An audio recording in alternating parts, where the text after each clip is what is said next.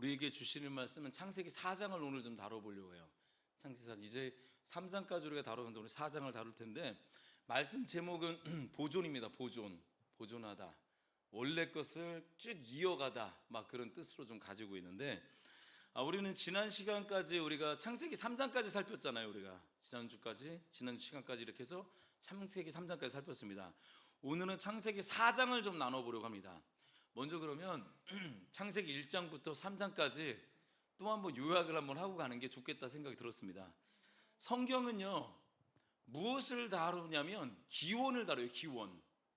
그러니까 기원이 뭐냐면 사물이 처음 생긴 거, 그리고 또 그런 근원, 이런 게 기원이라는 뜻이거든요. 그래서 뭐라고 얘기하냐면 스스로 존재하시는 하나님의 창조 선포가 성경의 시작이에요. 하나님께서 말하면서 시작입니다. 그냥 성경은 우리를 설득시키지 않아요. 그냥 선포해요. 그냥 네가 이해하고 뭐 필요 없어요. 그냥 선포해요. 하나님은 그냥 하나님이시기 때문에 다 설명해도 모르고, 하나님께서 우리에게 이해해 주시는 부분은 하나님께서 자신을 우리를 위해서 조금씩 이렇게 설명해 주시는 것 뿐이지, 그냥 하나님은 왕이시고 하나님이시기 때문에 그냥 선포로 시작합니다. 그래서 창조주 하나님은 우주 만물의 주권자, 즉 왕이란 뜻입니다. 이 전통적인 표현으로 왕이란 표현이에요. 하나님은 각종 생물을 종류대로 지었다고 했잖아요. 종류대로. 그게 무슨 뜻입니까? 종류대로 지었다는 것은 다채롭네, 그런 뜻보다 질서 있게 지었다는 거예요. 질서 있게 지으셨고, 사람은 하나님의 형상을 따라서 그 모양대로 만드셨어요. 우리는 하나님의 형상을 따라서. 그리고 하나님께서는 사람에게 복을 주셨다고 했죠. 그 복이 뭐라고 했습니까? 생육하고 번성하여 모든 생물을 다스려라. 이게 복이었다. 그리하여 그들이 에덴에서부터 생육하고 번성하게 하는 그 복을 가지고 있었던 거예요. 아담과 하와를 지었던 것도 그 자손들을 계속 번성해 나가길 원함이었는데, 아담의 후손들이 그래서 하나님의 형상으로 계속 만들어져 갖고 온 땅에 하나님의 백성으로 충만하게 되는 것, 이것을 원하셨습니다. 그러면 그들이 그 충만한 가운데 이렇게 살아가야 되는데, 우리가 이 땅에 살아가는 사회 원리들이 있잖아요. 원리. 그 사회의 원리. 그러면 에덴에서의 그 에덴의 사회, 에덴 사회에서 하는 원리는 무엇이냐? 뭐냐면 그 땅에서, 그 에덴에서 하나님의 형상을 가지고 있는 존재들의 사회 원리는 뭐냐면, 따라해 보겠습니다. 삼위일체 하나님의 영광을 발산하는 것, 그게 사회 원리였어요. 하나님의 영광을 나타내는 게 그들의 사회 원리였다고요. 즉 자신들에게 비춰진 하나님의 영광을, 애안의 영광이 없거든요. 비춰진 영광을 반사해서 발사하는 거죠. 하나님의 영광의 빛을 받아서 나는 그냥 반사체가 되어서 발사하는, 발광하는 그런 뜻입니다.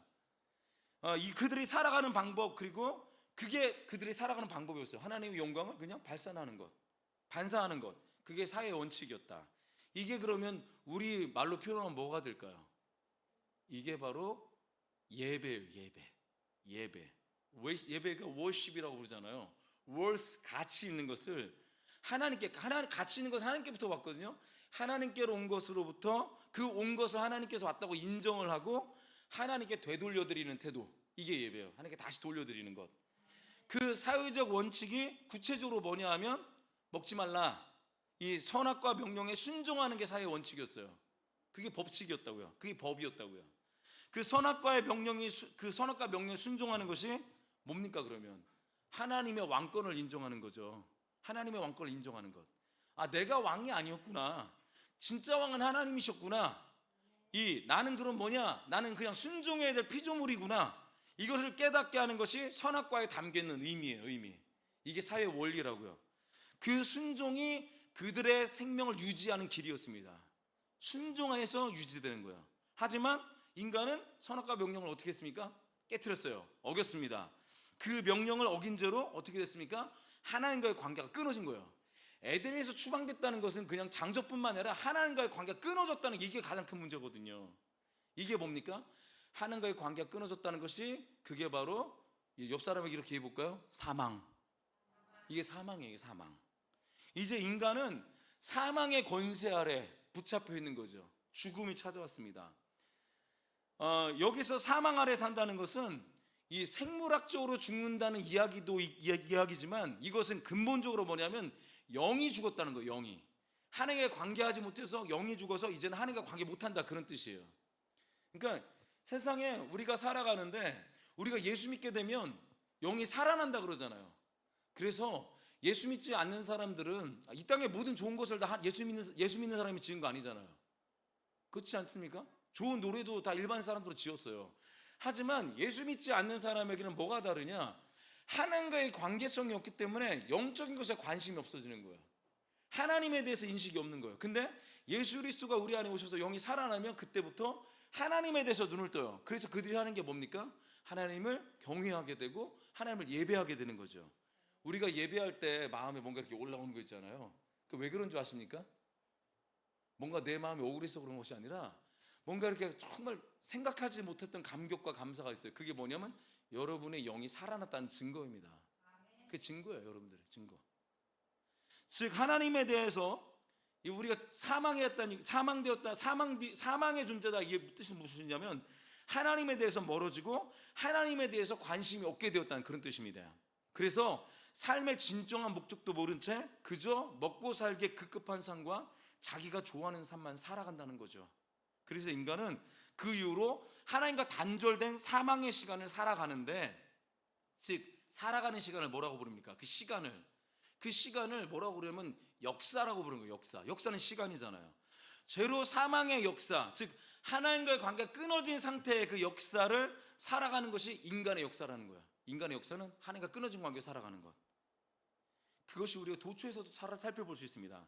그래서 하나님과 단절된 인간은요, 종교와 이성과 도덕을 통해서 영원히 살고 싶어하는 영생을 추구하는 거예요. 그것을 통해서 내가 하나님 같이 되고 싶어하는, 주인 되고 싶어하는, 스스로 하나님이 되려고 하는 거죠. 스스로 하나님이. 이것은 뱀이 여자를 처음 유혹했을 때 한 얘기잖아요. 그게 처음 유혹했을 때. 우리 창세기 3장 4절에서 5절 말씀 같이 한번 읽어볼까요? 적어왔는데 이게 뱀이 유혹했던 말인데 이게 하나님과 단절됐을 때 이게 그대로 진짜 됩니다. 이게 뱀이 뭐라고 유혹했습니까? 같이 한번 읽어볼까요? 창세기 3장 4절부터 5절 시작. 뱀이 여자에게 이르되 너희가 결코 죽지 아니하리라. 너희가 그것을 먹는 날에는 너희 눈이 밝아져 하나님과 같이 되어 선악을 알 줄 하나님이 아심이니라. 여기에 나오는 사탄의 네 가지 거짓말이 나오는 거죠. 적어놨죠. 그래서 첫 번째 거짓말이 뭡니까? 죽지 않는다. 이게 거짓말이에요. 사탄의 죽지 않는다. 그래서 그 거짓말로 해서 파생된 게 뭐냐면 영생불사의 종교들이 파생을 합니다. 기사상, 도교사상, 인도의 탄트라, 영생교, 다 이런 사단의 그런 거짓말에 이후로부터 만들어지는 종교들입니다. 첫 번째 사단의 거짓말로 이런 일이 벌어졌습니다. 그럼 두 번째 거짓말은 뭡니까? 그러면 사단이 한 거짓말이 눈이 밝아진다. 이게 사탄의 거짓말이에요. 그래서 이래서 나오게 뭡니까? 이성주의죠. 이성주의, 계몽주의, 합리주의, 과학주의. 이것을 통해서 하나님을 알아가는 것이 아니라 하나님을 반대하고 있는 일들이 생기기 시작합니다. 그리고 세 번째 거짓말이 뭐죠? 말씀해 보니까 선악을 알게 될 거야. 이제 네가 선악을 알게 된다. 그래서 그렇다면 그게 뭘까요? 그러면 어떤 게 파생이 될까요? 도덕주의예요. 도덕주의. 율법주의가 여기서 나온 거예요. 행위권이 여기서 나온 거라고요. 그러니까 이슬람을 비롯한 거의 모든 종교들이 여기에 다 배어 있어요. 그리고 마지막 거짓말이 뭡니까? 하나님 같이 된다. 이게 사탄의 네 가지 거짓말이 여기 숨어 있어요. 이게 여기서 나온 게 뭡니까? 범신론이잖아요. 하빌주의. 그러니까 불교 사상이 하빌이거든요. 하빌. 근데 우리도 주님이 내 안에, 내가 주님 안에, 이런 얘기, 그 하빌 아닙니까? 아니에요. 우리 하빌이 아니에요. 하빌은 내가 난지 저 사람이 난지 구별이 안 되는 게 하빌인데, 우리는 하빌이란 단어 안 써요. 우리는 기독교는 연합이에요. 연합. 나라는 객체는 분명히 있고요, 하나님이라는 게 있어서 연합이 되어서 분명한 관계가 성립되는 건데, 하빌은 뒤죽박죽이 되니까 지가 하나님 되는 거예요. 지가 하나님이. 무슨 말씀인지 아시겠죠? 그 기도할 때 막 신기주의에 빠져가지고 막 내가 하나님 되어버리는 그 이단 되는 거. 이단이 다 여기서 나오는 거예요. 기사상, 도교, 성리학, 불교, 노장사상 여기 있고요. 요가 여기 들어가는 거죠. 몸을 딱 이렇게 수행한 다음에 자기가 이렇게 뭔가 우주의 중심이 서버리는. 그리고 탄트라가 있어요. 탄트라. 이 탄트라 굉장히 지저분한 얘기인데요. 탄트라 경에 보면은 이 구약에도 보면은 이방인들이 보면 이렇게 그 이방 신전에서 막 성행위를 하잖아요. 성행위를 하면서 그 희열할 때 기도를 해갖고 하나 뭐 자기가 경지에 오른다 이런 걸 가지고 있는 게 탄트라예요. 인탄트라. 이게 인도의 경전입니다. 그리고 이게 더 발달된 게 뭡니까? 뉴에이지 사상. 뉴에이지 사상. 그리고 증상교도 여기 들어가요. 대순진리에도 여기 들어가요. 다 내가 하나님 같이 된다. 그러니까 이게 불교 철학이 그런 철학이 있어요. 그런 게 자꾸 불교 얘기해서 미안한데, 내가 부처를 내가 만나면 그 다음부터 만나는 부처는 다 죽여라. 내가 부처야. 뭐 이렇게 가는 거예요 이게. 그러니까 합일이 된 거죠. 우리는 그렇지 않아요. 하나님을 만나면 나는 한 피조물이고 하나님은 왕이시다. 이게 딱 구별이 되는 거죠. 거기서 연합이 돼서 사랑이 시작되는 것입니다. 이렇게 사탄의 네 가지 거짓말로 인해서 새로운 종교와 사상과 철학들, 세계관이 발생한 거예요. 이걸 통해서 막 자기가 하나님 되고 싶어하는, 구원에 이르고 싶어하는 그런 일이 벌어진 거죠. 3장에서 정말 중요한 핵심 구절이 있었죠. 뭐였습니까? 3장 15절 원복음이라 했습니다. 원시복음. 이 구원의 개념이 딱 출발을 합니다. 출혈을 하는데 그 구원의 개념이 뭘로 나옵니까? 여자의 후손. 여자의 후손. 예, 공부 많이 하셨죠? 못 보신 분은 유튜브 가서 이렇게 보시면 되겠습니다. 그리고 창세기 3장 21절에 가죽옷이 등장합니다. 가죽옷이 등장하면서 대속해 주시는 예수 그리스도가 암시되어 있어요. 그게 그래서 지난주에 뭐라고 했습니까? 의의 옷으로. 그래서 피 흘림이 없은즉 죄 사함이 없느니라. 그러니까 가죽옷을 하려면 어떤 존재가 희생을 하고 죽어야 돼요. 동물이 죽어야 된다고. 그래서 피 흘림이 없은즉 죄 사함이 없느니라. 거기서 나온 거예요. 그런 원칙이 등장한 거예요. 죄 사함, 피 흘림으로만 죄 사함 받을 수 있다. 죽음으로만 대처할 수 있다.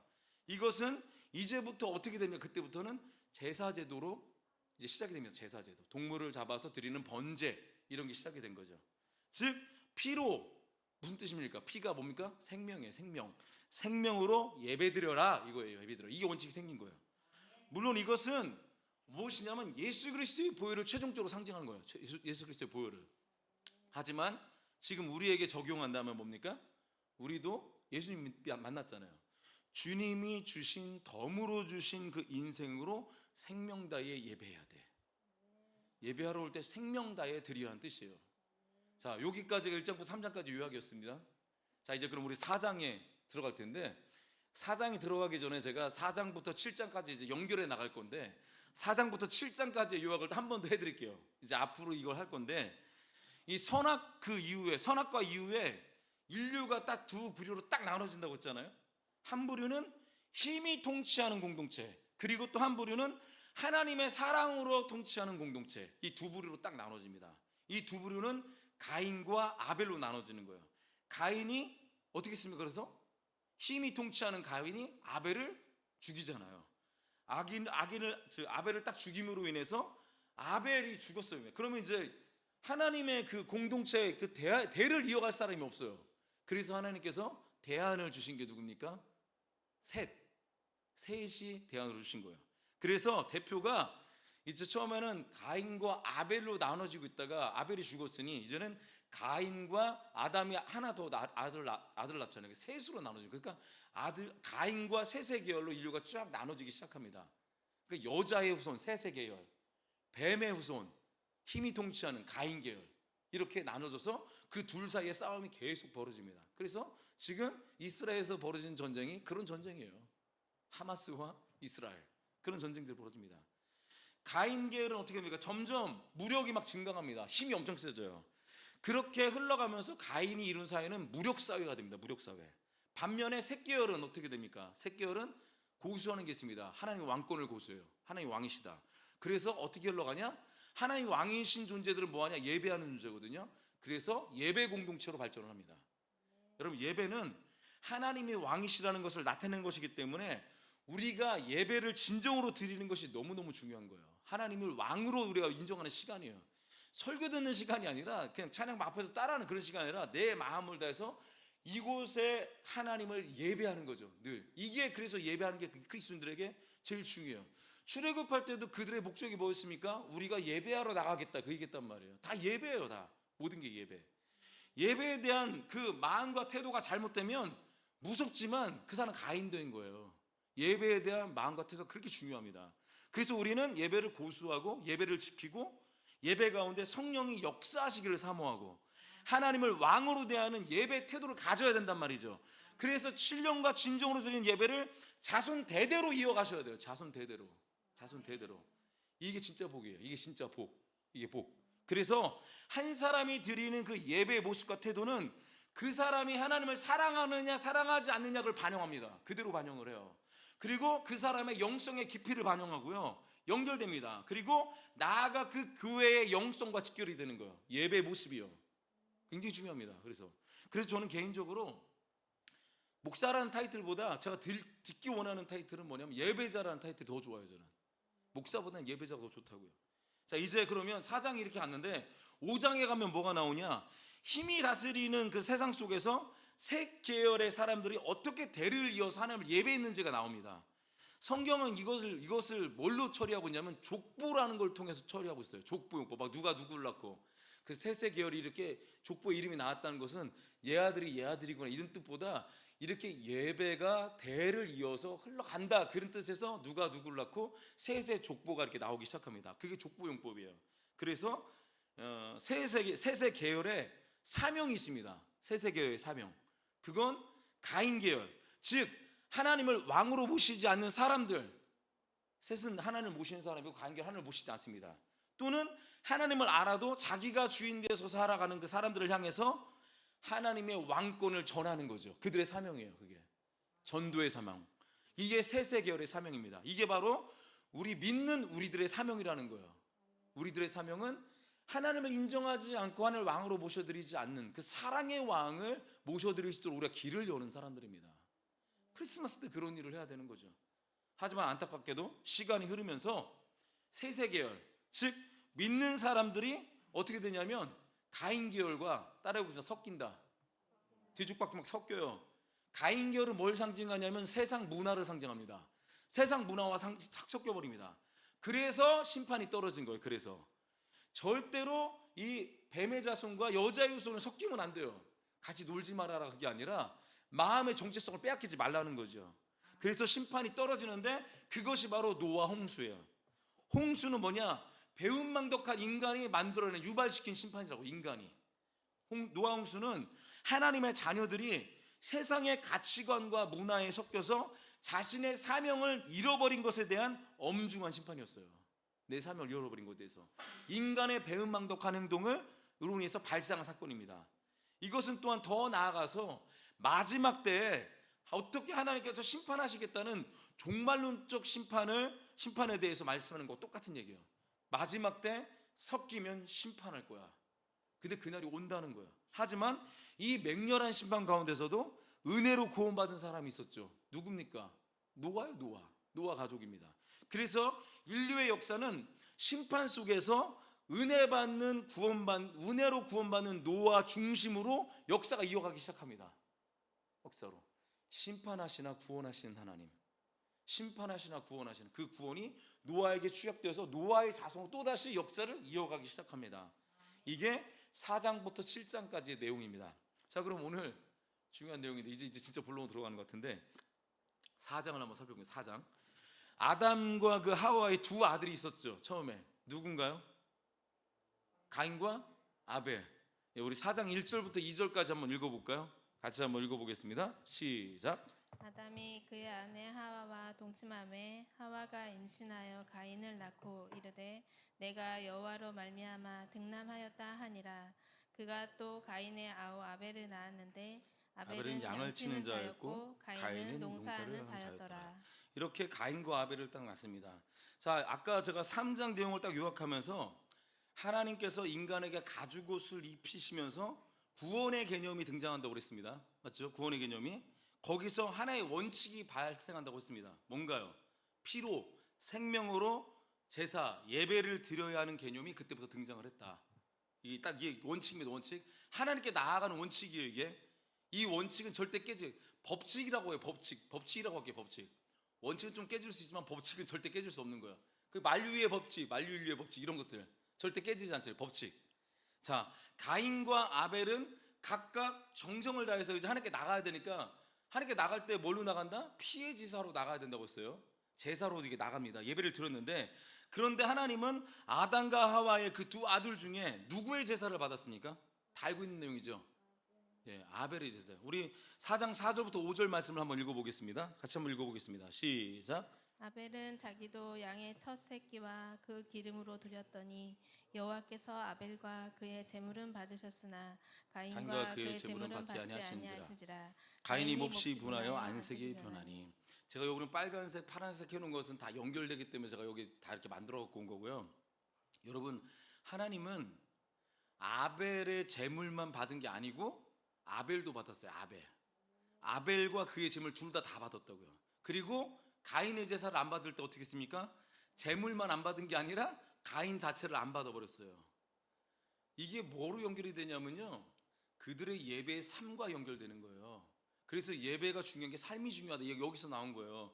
그들의 삶과 예배에 대한 태도가 다 포함되어 있는 거라고요. 하나님께서는 우리가 여기서 뭐 물질을 드린다, 그 물질이 중요한 게 아니에요. 내가 받아지지 않으면 그 물질도 하나님은 드려도 받지 않는다는 거예요. 찬양도 받지 않을 수 있어요. 하나님 왕이시기 때문에 태도를 보시고 우리 삶을 보신다는 것입니다. 자, 여기에서 아담의 자손이 어떻게 두 부류로 딱 갈라집니까? 가인과 아벨로 딱 갈라졌습니다. 여러분, 지구상에 많은 나라, 많은 민족들이 있지만 영적으로 딱 영적인 논리로 보면 딱 두 부류밖에 없어요. 딱 두 부류밖에. 가인과 아벨, 여자의 후손과 뱀의 자손, 이거밖에 없다고요.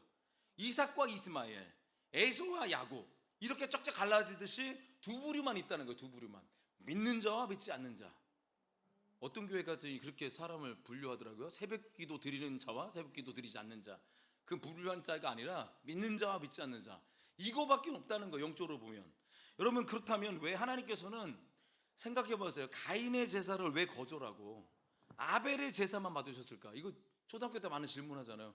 가인이 왜 제사를 그렇게 드리고 막 아벨은 왜 아벨 것만 받았지? 그랬더니 야, 고기가 맛있는 거잖아. 그런 얘기 하잖아요. 우리 막 야채 그거 뭐 비싸지도 않고 막 요즘 야채값이 더 비싸지만 그런 식으로 풀어가고 막 주일학교 때 배웠어요. 근데 그게 아니라는 거예요. 우리 히브리서 11장 4절에 보면 믿음으로 아벨은 이것을 믿고 가인보다 더 나은 제사를 드렸다는 말이 딱 나옵니다. 믿음으로 아벨 이렇게 나와요. 그러면 아벨이 그것을 통해서 얻은 증거가 나오고요. 왜 아벨이 드린 제사가 가인의 제사보다 더 나은 제사였는지 한번 우리 오늘 한번 파헤쳐 보겠습니다. 여기 주일학교 학생들도 있는데, 주일학교가 아니구나, 중고등학생들도 있는데 이런 것들 때문에 하나님께서 받지 않았다는 원리를 보고 갔으면 좋겠습니다. 법칙이 있습니다. 항상 법칙 절대 놓치면 안 됩니다. 아까 얘기했던 법칙. 우리 히브리서 11장 4절 말씀을 한번 보겠습니다. 한번 읽어보겠습니다. 시작. 믿음으로 아벨은 가인보다 더 나은 제사를 하나님께 드림으로 의로운 자라 하시는 증거를 얻었으니 하나님이 그 예물에 대하여 증언하심이라. 그가 죽었으나 그 믿음으로써 지금도 말하느니라. 히브리서 나오면 계속 믿음 나오잖아요. 여러분, 아벨은 성경 최초로요, 믿음으로 의롭다함을 얻은 사람으로 기록된 사람이에요. 성경 최초로 아벨이. 가인과 아벨은 생각해 보세요. 가인과 아벨의 부모가 누굽니까? 아담과 하와잖아요. 아담과 하와로부터 내려오는 그 법칙을 알고 있었을 거예요. 어떻게? 창세기 3장 15절 원복음, 그 분명히 얘기를 들었을 거예요. 여자의 후손으로 된다는. 그러고 다음에 그 가축으로 옷을 입었다는 거 다 알아들었을 것입니다. 그들 분명히 복음을 들었을 것입니다. 이들이 드린 제사의 제물을 보면 왜 아벨이 가인의 제사보다 더 나은 제사고 왜 그 제사가 자신들의 믿음과 결부되는지를 딱 알 수 있어요. 야채가 싸서 그런 게 아니고 결론적으로 가인은 원복음을 안 믿었어요. 창세기 3장 15절을 안 믿었다고요. 구약에서도 원복음, 여자의 후손이 예수 그리스도인데 구약에서도 예수 그리스도를 통해 오실 예수 그리스도를 통해서 구원받는다고 그랬어요. 그럼 신약은 오신 예수 그리스도를 통해서 우리가 구원을 받는 거예요. 그러니까 구약도 예수 그리스도, 신약도 예수 그리스도예요. 자, 그런데 그들이 가인이 왜 원복음을 믿지 않았는지 어떻게 알 수 있느냐? 창세기 3장 15절에 원복음을 믿지 않았다고 이렇게 알 수 있습니다. 가인과 아벨의 차이는 결국 뭐냐? 믿음의 차이예요. 믿음의 차이. 어떤 믿음이냐? 이건 내가 정성을 다했다, 내가 보기에 가장 좋은 것으로 예배했다, 그런 문제가 아니라 원복음을 믿었느냐 안 믿었느냐 그거예요. 여자의 후손을 믿었느냐 안 믿었냐 이거예요. 이 차이라고요. 여러분 무엇을 보고 그러면 그들이 원복음을 믿었다 안 믿었다 이렇게 판단할 수 있을까요? 바로 제사를 보고 알 수 있는 거예요. 더 정확하게 말하면 제사 때 바쳐진 제물 요거 보고 알 수 있는 거예요.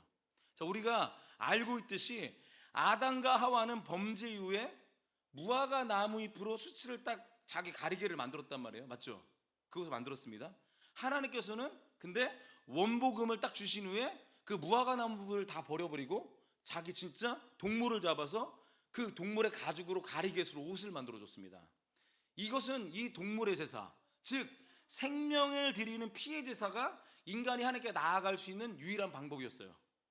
그게 예배라고요. 그러니까 원칙이죠. 하나님께 나아가는 방법은 제사를 드리고 예배를 드리는데 그냥 나가는 게 아니라 하나님이 정하신 원칙, 피의 제사 드려야 돼. 이 원칙이었습니다.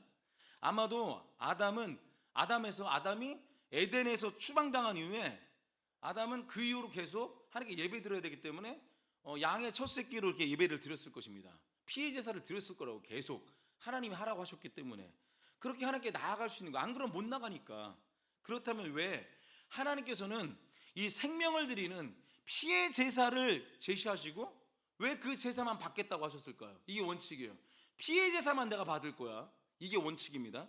이것이 그 피의 제사가 무엇을 이야기하기 때문에 예수 그리스도의 대속을 상징하기 때문에 그런 거예요. 예표하기 때문에. 그래서 우리 히브리서 9장 22절을 한번 읽어보겠습니다. 히브리서 9장 22절 말씀 우리 개역개정으로 한번 읽어보겠습니다. 시작. 율법을 따라 거의 모든 물건이 피로써 정결하게 되나니 피 흘림이 없은즉 사함이 없느니라. 그 모든 물건이 피로 깨끗해진다고 써 있어요. 피 흘림이 없이는 죄사함을 이루지 못한다고 있어요. 피 흘린 일이 없으면 죄가 용서받지 못한다. 이게 원칙적으로 정해져 있었던 거였다고요. 이게 가인과 아벨을 다 갖고 있었어요. 다 걔는 알고 있었단 말이에요. 여러분 아담은 이것을 자녀들에게 즉 다음 세대들에게 이게 너무너무 매우 중요한 것이기 때문에 각인시켜주고 전수시켰었을 거예요. 계속 가르쳐줬을 거예요. 왜 그래? 왜 이것을 전수했을까요? 이건 사냐 죽으냐에 관련된 문제거든요. 하나님과 관계에 관련된 문제이기 때문에 이거는 매를 들어서라도 가르쳤을 거란 말이에요. 그러나 가인은 어떻게 했습니까? 따라해보겠습니다. 지가 하고 싶은 대로 했다. 지 방법대로 하나님께 제사를 드렸지. 지 방법대로.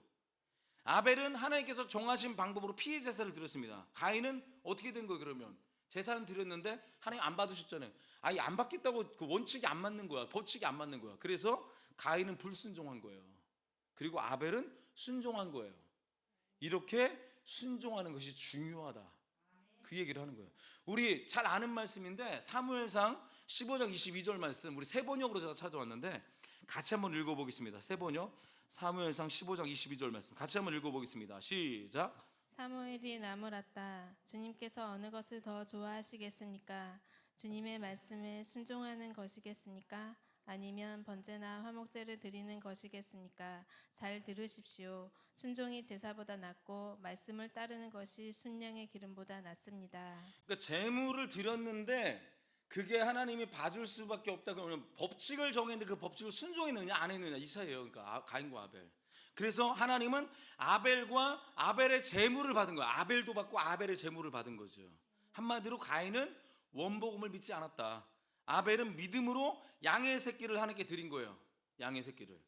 하나님께서는 아벨이 드린 그 짐승의 제사를 당신이 정하신 법칙의 그 제사, 즉 예수 그리스도의 대속으로 간주하기 시작하신 거죠. 그래서 아벨을 의롭다라고 얘기한 거예요. 아벨이 잘나서 그런 것이 아니라 그 순종해서 의롭다라고 얘기한 거라고. 이게 예배 한번 잘 드리면 의롭다는 얘기를 들어요. 예배 한번 잘 드리면 하나님이 원하신 방법대로 드리면 의롭다. 그렇지 않으면 불순종했다 그런다는 거야. 그 예배가 되게 무서워요. 어떻게 보면 각자 우리가 예배 드리고 있지만 각자 여기서 하나님과 함께 예배했지만 각자 드리는 예배가 있다고요. 이것이 조금 전에 읽은 그 히브리서 11장 4절에 나오는 예물에 대한 증거하심이 이 얘기예요. 예물에 대해서 증거했다. 이게 바로 요걸 얘기합니다. 아벨이 그 증거가 뭐냐면 예물을 통해서 아벨이 이렇게 의롭다는 얘기를 여기서 듣게 된 거죠. 자, 우리가 이 내용을 숙지하고 아까 읽었잖아요. 우리 히브리서 11장 4절 말씀을 이제까지 한 내용을 숙지한 다음에 한번 읽어볼게요. 그럼 느낌이 좀 달라요. 같이 한번 히브리서 11장 4절 말씀 그 전에 적어놨죠. 한번 읽어보겠습니다. 시작. 믿음으로 아벨은 가인보다 더 나은 제사를 하나님께 드림으로 의로운 자라 하시는 증거를 얻었으니 하나님이 그 예물에 대하여 증언하심이라. 그가 죽었으나 그 믿음으로써 지금도 말하느니라. 좀 이해가 더 되시죠? 읽어보니까. 그러니까 믿음 있는 사람은 순종하게 돼 있어요. 순종하지 않는다 믿음이 없다고 간주해 버리는 거예요. 이렇게 되는 거예요. 여러분, 이것을 통해서 우리가 분명히 알 수 있는 게 뭡니까? 신구약을 다 막론하고 죄인이 하나님 앞에 의롭다, 옳다함을 얻을 수 있는 방법은 오직 예수 그리스도의 대속을 믿는 길밖에 없다는 것을 우리가 확고하게 해야 됩니다. 예수밖에 없다는 거예요. 예수밖에. 의롭게 되는 길은 다른 길 하나도 없어요. 예수밖에 없어요. 다시 정리하면 가인과 아벨은 부모로부터 원복음을 들었을 것입니다. 하지만 가인은 그것을 믿지 않았어요. 그러니까 지 맘대로 드리지. 하지만 아벨은 그 원복음을 듣고 믿었기 때문에 어린 양을 제물로 삼아서 그 드림으로 인해서 믿었다라고 하나님께서 보시는 거죠. 믿었다라고. 그러니까 여러분, 나 만약에 그렇게 생각해봐요. 제가 여기 우리 어머니도 계시지만 어머니가 막 아파요. 근데 어머니가 나보고 어머니가 나는 너 물어보는 거죠. 아들아, 너 나 정말 사랑하니? 그래서 아유 사랑해요. 그렇게 얘기했어요. 그러고 난 다음에 그냥 사랑해요 옆에서 얘기만 하고 있어요. 근데 둘째 아들이 왔어요. 둘째 아들이 제 동생이 와갖고 아들이 이렇게 있는데 엄마가 막 아픈 거야. 지금 너무 힘든 거야. 그러니까 아빠가 둘째 동생이 엄마 왜 이렇게 아파? 왜 이렇게 아파? 그러면 너 나 사랑하니? 이렇게 물어보니까 사랑하지. 그러고 난 다음에 둘이 딱 앉아 있다가 저는 그냥 가만히 앉아 있고 제 동생은 나가서 약사 갖고 오고 들어와서 막 주물러 주고 그랬어요. 그럼 누가 진짜 사랑하는 거예요? 둘째 아닌가요? 둘째? 그렇게 되는 거예요. 그래서 우리가 삶을 우리가 놓치지 말아야 된다는 거죠. 삶으로 구원받는다 그건 아닙니다. 그건 아닌데 정말 사랑하는 마음이 있으면 그게 나오게 된다는 거죠. 예배에 대한 태도가 그래요. 하나님을 정말 살아있다고 믿는다 한다면 우리가 예배를 드린다는 거예요. 삶의 예배 또한 다 연결된다는 거죠. 예. 그래서 하나님께서는 원복음, 그 여자의 후손, 즉 예수 그리스도의 대속의 의미가 담겨있지 않는 가인의 제멋대로의 그 불순종은 받지 않겠다. 여러분, 하나님 예배드리면 우리가 다 받으실까요? No. 하나님 왕이세요. 받으실 수도 있고 안 받을 수도 있다. 이게 우리가 얘기잖아요. 그러면 제가 물어볼게요. 목사가 예배드린다고 다 받겠어요? 아니에요. 아니에요. 저도 하나님의 말씀하는 거기에 부합을 해야 됩니다. 네. 그리고 그리스도의 대속에 담겨있는 아벨의 제사를 그래서 받은 거죠. 왜? 거기에 그리스도의 대속이 담겨있는데 그걸 순종이기 때문에. 이것이 아벨이 믿음으로 드린 더 나은 제사라는 거예요. 더 나은 제사. 그게 더 나은 제사. 그래서 사도 바울이 이렇게 증거합니다. 우리 갈라디아서 2장 16절 말씀, 사도 바울이 그래서 이렇게 증거하고 있어요. 갈라디아서 2장 16절 말씀을 같이 한번 읽어보겠습니다. 시작. 사람이 의롭게 되는 것은 율법의 행위로 말미암음이 아니요 오직 예수 그리스도를 믿음으로 말미암는 줄 알므로 우리도 그리스도 예수를 믿나니 이는 우리가 율법의 행위로서가 아니고 그리스도를 믿음으로써 의롭다함을 얻으려 함이라. 율법의 행위로서는 의롭다함을 얻을 육체가 없느니라. 이렇게 얘기한 거예요. 그래서 우리가 이 내용을 딱 숙지하고 다시 한번 창세기 4장 4절을 한번 읽어볼게요. 이 내용을 다시 한번 숙지한 다음에 예수 그리스도. 그럼 우리 그래서 이 내용을 숙지한 다음에 우리 창세기 4장 4절 한번 다시 한번 읽어보겠습니다. 시작. 아벨은 자기도 양의 첫 새끼와 그 기름으로 드렸더니 여호와께서 아벨과 그의 제물을 받으셨으나. 이렇게 숙지하면 갈 수 있습니다. 그런데 여러분 여기 아주 되게 놀라운 말씀이거든요. 이게 굉장히 놀라운 말씀인데 창세기 마지막 그 절이 24절이거든요. 24절. 그때 사람을 에덴에서 딱 쫓아냈잖아요. 3장에서. 그런데 그 이후에 불과 4절 이후에 4절밖에 안 되는 하나 1, 2, 3, 4 4절밖에 안 되는 거기서 어떤 일이 벌어지냐. 4절밖에 안 되는데 하나님께 그때부터 또 받아주기 시작해요. 쫓아냈는데 4절밖에 안 되는데 받아주긴 게 딱 등장을 합니다. 이게 진짜 불가능한 일이 벌어진 거예요. 이처럼 하나님은 쫓아내시면서도 인간을 그 상태로 내버려 두고 싶은 것이 아니었다는 거예요. 어떻게든 하루라도 빨리 받아주고 싶었던 게 하나님의 마음이었습니다. 우리가 자기 자신에게 정말 이런 걸 통해서 내가 딱 손을 얹고 이 대목에서 우리가 만약에 양심이 있다고 한다면 그럼 이런 말이 나올 거예요. 나 같은 죄인을 받아주시다니 도대체 이게 어떻게 가능해진 거야? 이게 나온다는 얘기예요. 여러분, 인간이란 존재는요 가장 근본적이고 인간의 그 존재 중에서 가장 근본적이고 가장 심각하고 중차대한 문제가 있습니다. 먹고 사는 문제 아니에요. 누군가 인정받는 거 아니에요. 바로 죄사함의 문제예요. 이게 제일 큰 문제거든요. 이거는 어떻게 방법이 없어요. 그런데 어떻게 이게 가능해졌습니까? 어떤 방법으로? 따라하고 있습니다. 어린 양으로. 여러분, 창세기 3장에서 죄가 딱 들어옵니다. 그리고 추방을 당하게 되자 사장에서 즉각적으로 어린 양의 대속제물로 딱 드려짐으로 의롭다함을 얻어서 받아주심이 가능하게 된 거예요. 주님은 이렇게 급하셨던 거예요. 이대로 둘 수가 없었던 거죠. 정말 놀라운 것은 이 어린 양이 성경의 마지막 책인 요한계시록 마지막 부분까지 쭉 뻗어져 있다는 거예요. 창세기부터 요한계시록까지 어린 양으로 쭉 뻗어 있어요. Jesus, Lamb of God, worthy is your lamb. 그 어린 양의 이름으로 창세기부터 요한계시록이 쭉 꿰어져 있습니다. 한번 찾아볼까요? 요한계시록 22장 1절부터 3절까지 말씀. 이렇게 요한계시록까지 이렇게 연결되어 있습니다. 어린 양으로 다 깰 수가 있어요. 같이 한번 읽어보겠습니다. 시작. 또 그가 수정같이 맑은 생명수의 강을 내게 보이니 하나님과 및 어린 양의 보좌로부터 나와서 길 가운데로 흐르더라. 강 좌우에 생명나무가 있어 12가지 열매를 맺되 달마다 그 열매를 맺고 그 나무 잎사귀들은 만국을 치료하기 위하여 있더라. 다시 저주가 없으며 하나님과 그 어린 양의 보좌가 그 가운데 있으리니 그의 종들이 그를 섬기니라. 구원하심이 보좌에 앉으신 어린 양께 있도다. 이게 우리가 마지막에 부를 찬양이에요. 우리가 주님의 나라에서. 이렇게 성경은 어린 양으로 시작했잖아요. 그래서 어린 양으로 마칩니다. 그리고 은혜로 시작해서 결국 은혜로 마쳐요. 복음으로 시작해서 복음으로 완성해 가는 것. 이것이 성경이라는 것을 우리가 명심했으면 좋겠어요. 성경은 그래요. 자, 이제 우리 창세기 4장 8절을 한번 읽어보겠습니다. 한번 4장 8절 말씀 한번 읽어보겠습니다. 시작. 가인이 그의 아우 아벨에게 말하고 그들이 들에 있을 때에 가인이 그의 아우 아벨을 쳐 죽이니라. 가인이 아벨을 어떻게 했습니까? 쳐 죽였다고 그랬어요. 쳐 죽였다. 그냥 쳐 죽였다. 여러분, 이것은 창세기 3장 15절, 이 창세기 3장 15절 원복음의 부분적인 성취입니다. 이 가인이 아벨이 죽은 게 하나님께서 아담의 자식에 대해서 말씀하실 때 두 부류로 나눠준다고 했잖아요. 여자의 후손과 뱀의 후손으로 갈라진다. 이것은 뱀의 후손이 여자의 후손을 죽일 정도로 적대감을 갖고 있었다는 거죠. 그게 부분적으로 성취된 거예요, 이게. 그래서 우리는 이것을 단순히 그냥 살인사건으로 연결하면 안 돼요. 그냥 아무튼 형님들은 나쁜 놈들이야 이렇게 얘기하면 안 된다고요. 그렇게 하면 안 된다고요. 배후의 세력과 음모가 있었다는 걸 봐야 돼요. 그 배후에. 이것은 궁극적으로 뭘 얘기하냐, 구원을 이루신 여자의 후손이 태어나지 못하게 하기 위해서 구원의 줄기를 끊으려고 하는 사단의 음모와 직결되어 있다는 거예요. 그러니까 사단은 알잖아요. 여자의 후손이 와서 자기 머리 밟힐 걸 아니까 이제부터 여자의 후손을 막아야 돼, 자기는. 그렇기 때문에 가인의 그런 마음을 불어일으켜서 아벨을 죽이게 된 거죠. 성경은 이런 그 뱀의 후손인 가인의 후손들이 앞으로 그러면 어떤 조상이 되었느냐 그랬잖아요. 제가 힘이 이제 가인의 후손들은 힘이 막 성장한다고 했잖아요. 힘으로 통치하는 사회로 바뀌는데 뱀의 후손인 가인의 후손들은 무슨 조상이 되었는지 얘기하고 있습니다. 우리 창세기 4장 20절부터 22절까지 먼저 20절 한번 볼게요. 뱀의 후손들, 가인의 후손들이 이런 조상들입니다. 같이 한번 20절 읽어보겠습니다. 시작.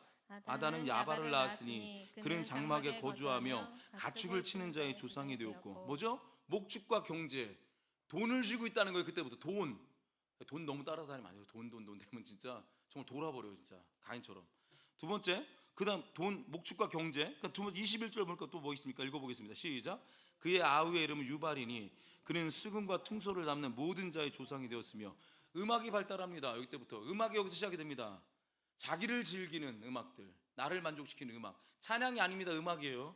자, 그 다음에 22절 볼게요. 22절 뭐가 나오는가 읽어보겠습니다. 시작. 신라는 두발가인을 낳았으니 그는 구리와 쇠로 여러 가지 기구를 만드는 자요 두발가이의 누이는 나아마였더니. 뭡니까? 금속과 기계, 이 철기 문화 전쟁하려고 그렇게 되는 거예요. 가인의 후손이란 뭡니까? 가인의 후손, 하나님 없이 살았던 세속주의의 인생을 대표하는 게 가인의 후손이에요. 목축, 경제, 음악, 금속, 기계, 세상의 모든 문명의 조상이 되었습니다. 이렇게 잘 사는데 하나님이 필요하겠습니까? 우리가 배부르면 하나님 안 찾잖아요. 똑같은 거예요, 지금. 이것은 세상 문화가 뱀의 후손들에 의해서 발전된 세속 문화이고, 결국 그 궁극적인 목적은 뭐냐면 여자의 후손을 타락시키는 게 목적이에요. 여자의 후손으로 타락해서 유혹의 문화들이 만들어진다는 거죠. 자, 이 아벨이 가인에 의해서 죽임을 당했습니다. 창세기 3장 15절에 여자의 후손이 줄긴 아벨이 딱 죽자 하나님께서 그 대안으로 누구 준다고 했죠? 셋 줬다고 했습니다. 우리 창세기 4장 25절 한번 읽어보겠습니다. 시작. 아담이 다시 자기 아내와 동침함에 그가 아들을 낳아 그의 이름을 셋이라 하였으니 이는 하나님이 내게 가인이 죽인 아벨 대신에 다른 씨를 주셨다 함이며. 그러니까 아담과 하와가 불쌍해서 준 게 아니라 하나님의 구원 계획 때문에 이어가기 위해서 허락하신 것입니다. 이것을 이사야서 1장 9절에서 이렇게 말하고 있습니다. 지금 창세기 4장 25절을 이사야에서 해석을 해요. 그러니까 성경이 여러분 진짜 얼마나 재밌냐면 성경의 모든 내용들을요 다 곳곳에서 성경을 통해 다 해석해 주고 있어요. 이사야서 1장 9절에서는 창세기 4장 25절에 대해서 이렇게 얘기하고 있습니다. 이사야를 통해서 말씀하십니다. 같이 읽어보겠습니다. 시작. 만군의 여호와께서 우리를 위하여 생존자를 조금 남겨두지 아니하셨다면 우리가 소돔 같고 고모라 같았으리로다. 이렇게 얘기하고 있습니다. 연결이 되시죠? 이 말씀을 바울은 로마서에서 그대로 인용합니다. 그대로 이 말씀을. 우리 로마서 9장 29절 말씀 읽어보겠습니다. 시작. 또한 이사야가 미리 말한 바 만일 만군의 주께서 우리에게 씨를 남겨두지 아니하셨더라면 우리가 소돔과 같이 되고 고모라와 같았으리로다 함과 같으니라. 여러분 우리가 믿고 하나님을 믿고 성경으로 읽고 있잖아요. 성경 안에 이렇게 놀라운 계획과 비밀이 있다는 것이 진짜 놀랍지 않습니까? 성경 진짜 파헤치면 파헤칠수록 정말 예수님밖에 안 보여요. 그게 막 구약부터 신약까지 다 연결돼 버려요. 그러니까 막 모세도 나오고 아브라함도 나오고 막 다 나오지만 사실은 그들은 그냥 큰 산맥밖에 되지 않지만 예수 그리스도는 그 위에 뜬 태양이에요. 그래서 모든 큰 산맥들이 모세, 아브라함, 노아, 수많은 사람들, 바울 모두가 다 그 산을 바라보고 있죠. 산맥 뜬 태양을 바라보고 기다리고 있는 거예요. 아무리 높아도 그냥 산맥일 뿐이에요. 여러분 모든 것이 성경은 점으로 떨어져 있는 것이 다 선으로 다 연결되어 있습니다. 예수 그리스도로 어린 양으로 쭉쭉 연결되어 있습니다. 여러분 우리 말씀을 요 정도까지 하면 사장이 다 끝날 것 같은데 이렇게 맥이 조금 잡히시나요 뭔가? 우리 주 예수 그리스도의 그 크신 은혜와 우리 은혜 얘기죠. 우리 축도할 때 아버지 하나님의 측량할 수 없는 그 사랑과 성령님께서 이 모든 일을 보증하셔서 우리가 여러분들이 성경을 펴서 읽기만 하면 그때마다 성령님께서 감동을 주세요. 구원의 계획을 제시하시고 예수를 얘기한다고. 예수를 여러분이 펴서 읽기만 하면 예수가 드러나게 해주신다고요. 여러분 이 놀라운 그 사랑과 그리고 하나님께서 우리를 구원하시는데 그냥 사랑이 아니라 당신의 이름이 걸려있다고 했잖아요. 우리를 사랑하는 건 두 번째 문제고 내가 계획하고 하나님의 명예를 걸고 회복하는 게 하나님의 명예가 걸려있는 일이기 때문에 그래서 여자의 후손인 예수 그리스도를 통한 이 구원의 계획을 이루시는 그 섭리 우리 모두 여기에 마음을 다하고 목숨을 다하고 뜻을 다하여 주 우리 하나님을 찬양하고 사랑해야 되는 거야. 이걸 위해서 성경 역사 달려왔습니다. 영어로 그랬던 건데 with all your heart and with all your soul and with all your mind. 정말 뭡니까? 마음을 다하고 목숨을 다하고 뜻을 다하여 주 너의 하나님을 사랑하라. 이번 주도 여러분들 또 여러 가지 상황이 생길 수 있습니다. 저 또한 맨날 상황은 늘 벌어집니다. 왜? 살아있기 때문에. 상황이 생기든지 어떤 환경이 있든지 간에 그 구원의 씨를 보존해 주심으로써 우리를 구원해 주신 하나님을 찬양하세요. 그리고 감사하는 한 주 그리고 주어진 시간을 최선을 다해서 살아가시는 저와 여러분 되길 주님의 이름으로 축원합니다. 긴 말씀 들어주셔서 감사한데요. 우리 찬양 한 부르고 잠깐 기도하고 마치도록 하겠습니다. 우리 함께 아까 불렀던 찬양인데 내 마음의 한 자리. 이게 그 윙윙스쿨에서 나온 근데 이게 소명이가 예전에 윙윙스쿨 다녔는데 거기 간사님 여기 이름이 써있네. 이강희 간사님 지금 목사님 되셨다고 알고 있습니다. 이 찬양을 우리 같이 부르고 그 다음에 예수로 연결해서 한 번 더 주님께 하나님이 정말 우리를 행하신 그 말씀을 생각하면서 그 여러분들이 다른 거 생각하지 말고 정말 예수님 생각하면서 불렀으면 좋겠어요. 이렇게 구원의 길을 열어보신 하나님 우리 같이 한번 이 찬양을 찬양하면서 잠깐 기도하면서 나가도록 하겠습니다. 간절한 마음으로 찬양합시다. 우리들을 위하여 십자가에 못 박혀 모든 죄를 용서하사 의의 삼아 주시고 주신 주 어떤 일이 있어도 어떤 일이 있어도 나를 버리지 않고 보존하신 그 예수 그리스도 죽기까지 사랑하신 나의 귀한 예수님 내 마음의 한 자리 가장 귀한 그 자리 주 오셔서 앉으소서 주님만 나의 법에 내 마음의 한 자리 가장 귀한 그 자리 주 오셔서 다스리소서 주님만 나의 영광 한 번 더 부르시다. 우리들을 위하여 우리들을 위하여 십자가에 못 박혀 모든 죄를 용서하사 의인 삼아 주신 주 어떤 일이 있어도 주님 나를 버리지 않고 죽기까지 사랑하신 나의 귀한 예수님 주님 내 마음의 한 자리 가장 귀한 그 자리 주 오셔서 앉으소서 주님만 나의 법에 내 마음의 한 자리 가장 귀한 그 자리 주 오셔서 다스리소서 주님만 우리 한 번만 더 고백합시다. 내 마음의 한 자리 아멘. 마음을 다해서 내 마음의 한 자리 가장 귀한 그 자리 주 오셔서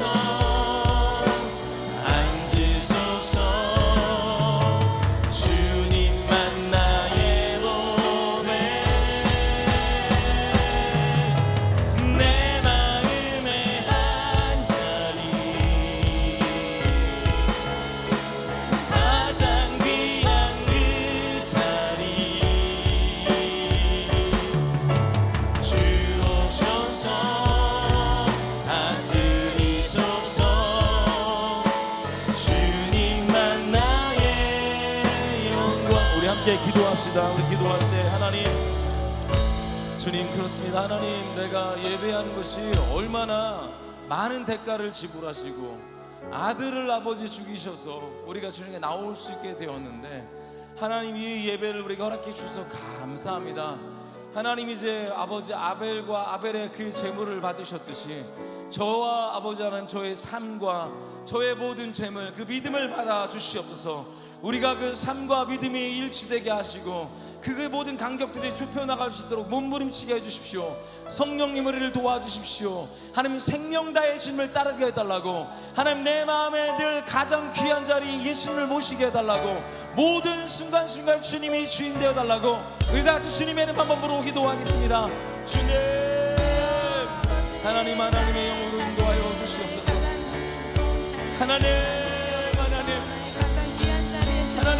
나의 생각과 나의 마음으로 신앙생활하지 않도록 인도하여 주옵소서. 성경의 원리를 따라 말씀을 펴서 읽어라. 하나님의 말씀하신 그 말씀의 진리를 깨닫게 하여 주시고 그 안에서 예수 그리스도를 발견하게 도와주시옵소서. 하나님 목사 일러의 예배자 되게 하여 주옵소서. 하나님 저를 붙잡아 주시옵소서. 하나님 이곳에서 드려질 예배들, 이곳에서 회복될 영혼들을 바라봅니다. 하나님 기름 부어 주시옵소서. 기름 부어 주시옵소서. 하나님 기름 부어 주시옵소서. 하나님 인도하여 주시옵소서. 주님 도와주시옵소서. 성령님 기름 부어 주시옵소서. 성령님 기름 부어 주시옵소서.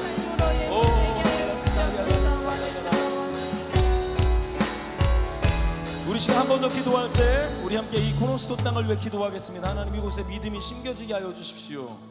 하나님 어린 양의 피가 흘러가게 하여 주옵소서. 세속의 모든 아버지 문화들이 떠나가게 하시고 하나님을 인정하는 땅 되게 하여 주시옵소서. 우리가 사람을 믿지 않고 사람을 따라가지 않고 아버지 하나님을 좋아하고 하나님을 따라가는 그런 믿음의 땅 되게 해달라고, 하나님 이곳에 불을 내려달라고, 확실한 증거를 보여달라고 우리 다같이 주님의 이름 한번 부르며 기도하겠습니다. 주여 하나님 기름 부어 주시옵소서. 하나님 날마다 세상과 싸워야 하고 세상의 돈의 문화와 아버지 위치의 문화와 자리의 문화와 싸워야 되는데 그 자리에 아버지 주님 하나님을 모셔드리게 하여 주시옵소서. 세상 자리가 아니라 왕의 자리로 주님을 모셔드리게 하여 주시옵소서. 왕의 권세로 세상의 문화를 덮어주시옵소서. 하나님 기름 부어 주시옵소서. 하나님 깨닫게 하여 주시옵소서. 오 하나님 우리 가운데 기름 부어 주시옵소서. 영광의 주님을 보게 하여 주시옵소서. 영광의 주님을 보게 하여 주시옵소서. 오 하나님 기름 부어 주시옵소서. 오 하나님 기름 부어 주시옵소서. 오 아버지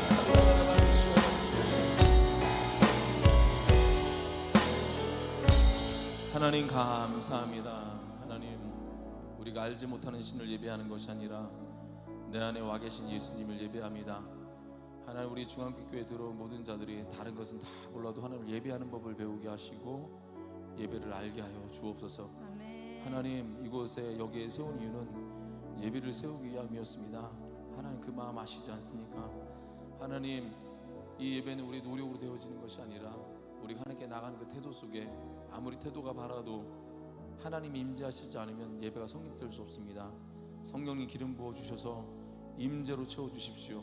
아멘. 하나님 그래서 우리 모든 가치관이 바뀌게 하시고 한 주간 동안 나를 엄습해왔던 가치관들을 다 털어내버리고 아멘. 주님이 주인이라고 고백하는 예배되게 하여 주옵소서. 아멘. 하나님 이곳에 아버지 하나님 물질의 모든 거래들이 이루어질 때 하나님 아버지 물질이 주인이 아니라 하나님이 주인인 것을 인정하는 그런 곳 되게 하시고 아버지 세상은 건강을 쫓아갈 때 우리는 그 건강을 쫓아가는 것이 아니라 건강을 주시는 하나님을 쫓을 수 있도록 은혜를 내려 주옵소서.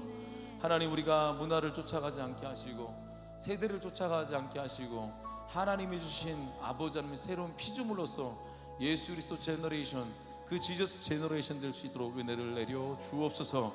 하나님 그 안에서 하나 되게 하여 주시고 이를 위하여 아버지 하나님 콘스턴 프로젝트와 두나미스와 또 여러 가지 일들 주님 아버지 계획하고 계신데 우리가 가는 곳마다 예배가 열리게 하여 주시고 아멘. 예배의 문이 열리게 하여 주옵소서.